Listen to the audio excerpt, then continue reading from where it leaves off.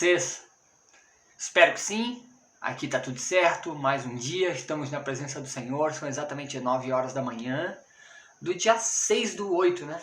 Chegamos na nossa quinta-feira. Amanhã é sexta, já se inicia o fim de semana.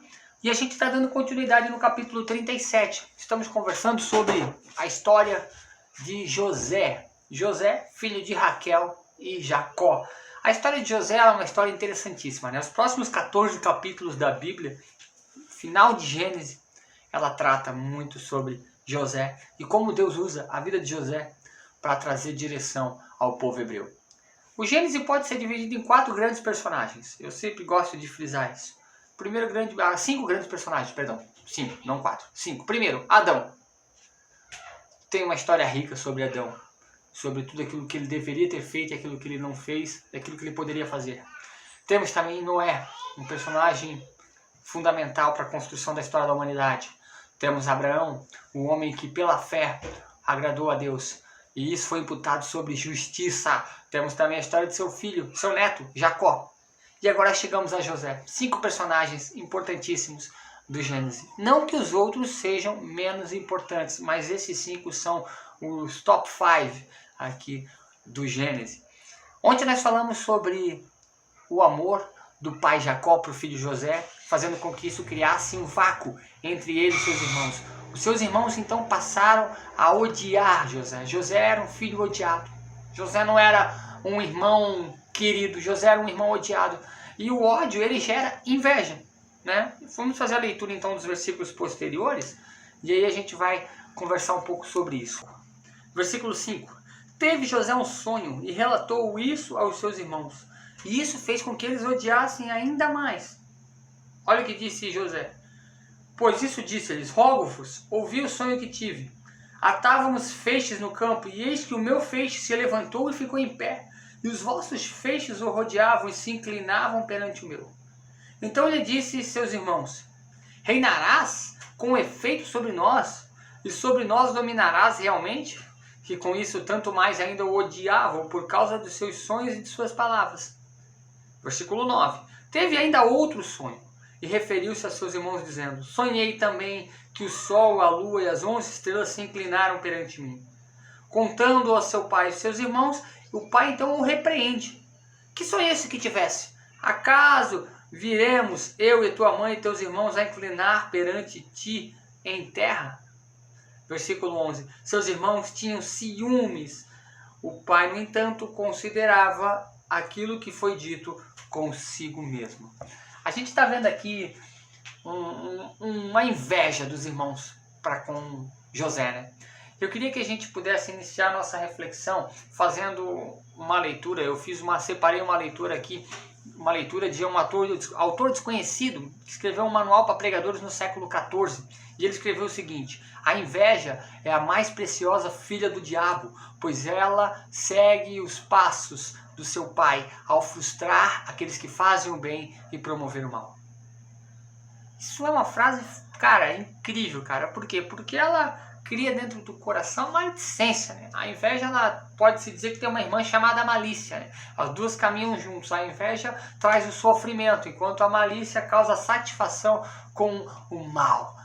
Isso é terrível. Os irmãos de José, eles estavam assim. Eles não conseguiam aceitar que Deus usava ou falava com José e não com eles. Imagina você, né, meu irmão? Já é um filho mais amado, um filho predileto. Ganhou uma túnica exclusiva feita pelas mãos do pai. Filho da esposa que era mais amada. Naturalmente já tinha um grande preconceito para com José, sendo ele um dos mais novos da casa. E aí vai acontecer que José chega num determinado momento e fala que dentro dessa visão que Deus o deu, esse sonho, ele era rei, ele reinava sobre os demais, ele era cabeça sobre os demais. Imagina como eles ficariam, né? Tem até um outro comentário que eu quero citar. Os 2 sonhos inevitavelmente irritaram a família e pioraram muito as coisas para José. Por que pioraram muito? Porque a gente vai ver o que vai acontecer a partir do versículo 12. Por quê? Porque aquilo ali irritou muitos irmãos. Imagina, isso era impossível de acontecer, era um absurdo. Como poderia José, sem muita habilidade, José não era um exímio pastor, José estava começando a aprender os trabalhos. Eu queria frisar só uma coisa, né? Deus fala ainda hoje através de sonhos? Não posso te dar uma resposta convicta disso. Mas eu sei que o nosso Senhor Jesus Cristo nos deixou claramente que Ele nos enviaria o Espírito Santo, que seria o Consolador, aquele que iria revelar a vontade de Deus ao coração do homem, aquele que iria tirar o véu e ia fazer com que se instituísse as verdades sobre o pecado, justiça e juízo. Ele revelaria no nosso coração quem nós somos. Uma vez eu escutei numa pregação do pastor Ed René, né? Uma frase que não é dele, mas ele trouxe na pregação. Algumas vezes Deus fala por sonhos e visões. Outras vezes Deus fala por meio dos seus profetas. Mas todas as vezes Deus fala por meio das Escrituras. E eu tiro isso para mim. Às vezes a gente tem alguns sonhos, né? Até hoje de manhã tive uma conversa com um amigo meu, teve um sonho, falou que estava vindo de ônibus para cá, trazendo pessoas para a gente fazer um evangelismo. Às vezes a gente tem alguns sonhos e a gente quer declarar que foram sonhos enviados por Deus. E muitas vezes são desejos que nós temos dentro de nós e a gente quer traduzir ou perpassar isso para a vida espiritual, para que isso aconteça. Eu não estou dizendo aqui que Deus não pode falar com você através de sonhos, mas tenha muito cuidado quando você começar a seguir pessoas que disseram para você que tiveram um sonho exclusivo para elas, que só Deus revelou para elas, que não está no contexto bíblico, que não tem nenhuma caracterização nas Escrituras, que está totalmente disforme daquilo que a gente vê como o propósito de Deus para o homem, que não tem conexão com a palavra de Deus, né? Tome muito cuidado, porque há muita heresia hoje aí fora, há muita gente que ganhou visões e sonhos e abriram ministérios e fizeram várias coisas, e Deus falou no meu coração, e irmão, quer saber se é de Deus? Vai para as Escrituras, é simples, ela vai te dizer se é ou se não é. Faz a prova do fogo, né? O que é a prova do fogo? Coloca nas Escrituras. Se não pegar fogo, possivelmente é a vontade do Senhor. Agora, se for contra as Escrituras, né? Não vamos buscar versículos isolados para justificar desejos do nosso coração. O nosso amigo José aqui tem audácia. Além de receber o sonho, ele compartilha o sonho. E isso cria esse abismo ainda maior entre ele e os irmãos. Para finalizar, meus irmãos, o resultado imediato do sonho de José, né? O sonho partilhado.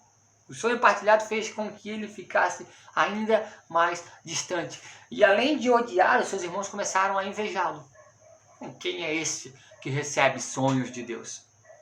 Finalizando aqui, ele era o filho predileto do pai, escolhido para receber as bênçãos do primogênito, usava vestimentas distintas e sonhava com coisas estranhas. Por que esse menino era tão especial? O que iria acontecer? Amanhã a gente vai continuar a nossa parte, lembrando que o ódio gerou inveja, a inveja vai gerar violência, e a violência vai gerar mentira. Meus irmãos, muita paz, uma ótima quinta-feira, e que a graça do Senhor possa inundar o nosso coração, em nome de Jesus. Até amanhã, se o Senhor nos permitir.